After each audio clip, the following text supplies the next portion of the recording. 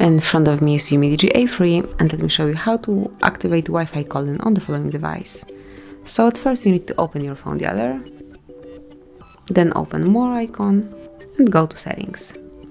Now reach Calling Accounts, pick yours, and then click on Wi-Fi calling. And if you want to activate it, just mark the switcher, and from now on it is active. Then you can also set up your calling preference. But this is it. This is how you can activate Wi-Fi calling. Whenever you'd like to turn it off, just turn it off by using the same switcher. And this is it. That would be all. Thank you for watching. Please subscribe our channel and leave the thumbs up.